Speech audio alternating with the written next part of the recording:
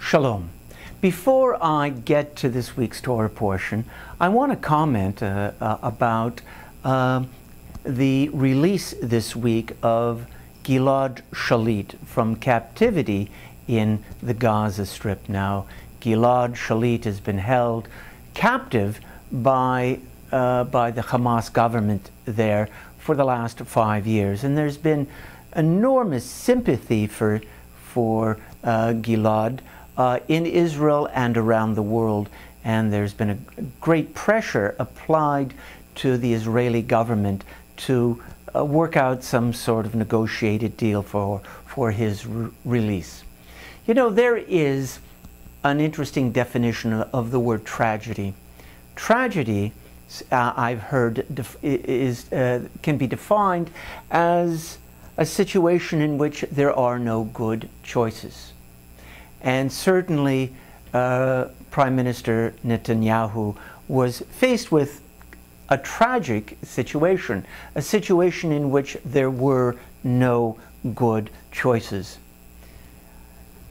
On one hand, Jewish law requires that we do everything that we can do to ransom a Jewish prisoner, someone who's been held captive. On the other hand, Jewish law also says that we must not trade one life for another. There's an expression in the Talmud, is this one's blood redder than that one? We can't make choices about the security or the lives of people. We can't say this one will live and this one will die. Now, Prime Minister Netanyahu felt pressured to work toward getting Gilad released. But the price that he paid for the release of Gilad, according to some people, seems excessive. 1,027 Palestinian prisoners, many of whom were convicted of murder. In some cases, multiple murders. Many of these people have been or will be released during the next few months. And what was rather disturbing was the statement that one of the recently released prisoners said when she stepped off the bus in Gaza. She said, "Terrorism works." Or she said, Hamas knows how to deal with the Israelis, to put it more exactly. She said, there should be many more Gilad Shalits. Well, this is a situation that we're just going to have to see how it works out. We are so grateful to God that Gilad is back with his family and back safely in Israel. But we hope for the best that we haven't set loose a number of potential threats to Israel's security.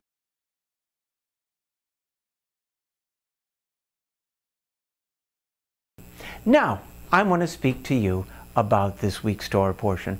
This week's Torah portion is Bereshit, and with Bereshit we begin the Torah. This is the very first Sedra of the Torah. Let's take a look at the first few Pesukim, the first few verses. Bereshit bara Elohim et hashamayim ve'et ha'aretz. V'ha'aretz hayeta tohu vavohu, v'choshech al pnei tehom, v'ruach Elohim merachefet al pnei hamayim. Vayomer Elohim ihi or, vaihi or. Vayar Elohim et haor ki tov, vayavdel Elohim bein haor uvein hachoshech. Vayikra Elohim laor yom, velachoshech kara laila. Vayihi erev, vayihi voker, yom echad. When God was about to create heaven and earth, the earth was a chaos, unformed, and on the chaotic water's face there was darkness. Then God's Spirit glided over the face of the waters. And God said, "Let there be light," and there was light. And when God saw how good the light was, God divided the light from the darkness. Then God called the light day, and called the darkness night. And there was evening, and there was morning, the first day. Some people put before us a stark choice. The choice between a literal understanding of the biblical account of the origins of the universe and the scientific understanding of how the universe came to be. I don't believe that we have to choose between one or the other. I think it's possible to learn from what the scientists have told us about the age of the universe and how the universe came into being, and at the same time detect the presence of God, even a supernatural God, at the very moment of the creation of the universe. Recently, I came across the idea of singularity. What is singularity, you might ask? It is a concept that was discussed by none other than Albert Einstein. Most of us have heard of the Big Bang. Somewhere around 15 billion years ago, it is believed by scientists that all of the material of the universe was compacted into a very, very tiny, microscopic space. And all time and space and material, time, space, and material were all compacted into that little tiny place. And then something called the Big Bang occurred. Boom! It all began 15 billion years ago. And there was an expansion of the universe. Material came into being.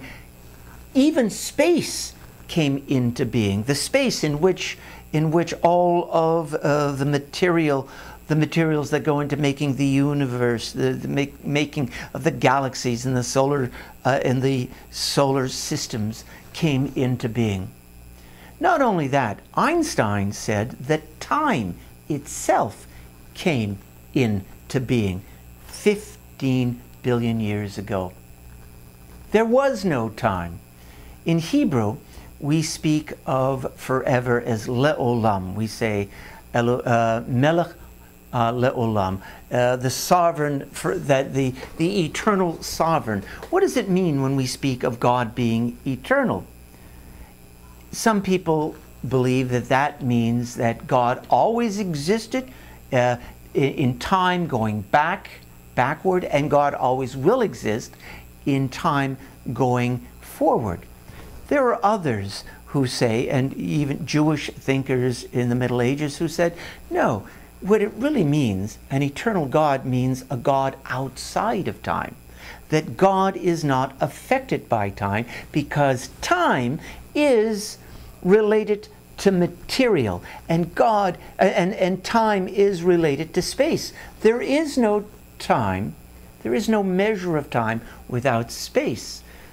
The way we measure time is to see how long it takes for material to cross a certain space, to go from A to B. And since everything was compacted into a singularity 15 billion years ago, there was no time and there was no space. And so there was a moment in which there were no natural laws. Now, why do I say that? Natural law, according to scientists, according to our scientific understanding of such matters, is dependent on time and space and material being separated. When it was all compacted together, there are no natural laws. There can be no formulas. There is no E equals mc squared. There's no laws of gravity. There are no natural laws until that moment when the universe comes into being. So this allows, in my understanding of science, and what the physicists, the astrophysicists, have taught us over the last number of decades, is there may have been a supernatural event that brought about the natural phenomena of that we call this universe. So now I am not a scientist. I tend more toward theology, but it seems to me that we can bring science and God. We can hold science and God in one hand, and we can reconcile the two. Well, I hope that you will read this week's Torah portion and come to your own conclusions. Shabbat Shalom.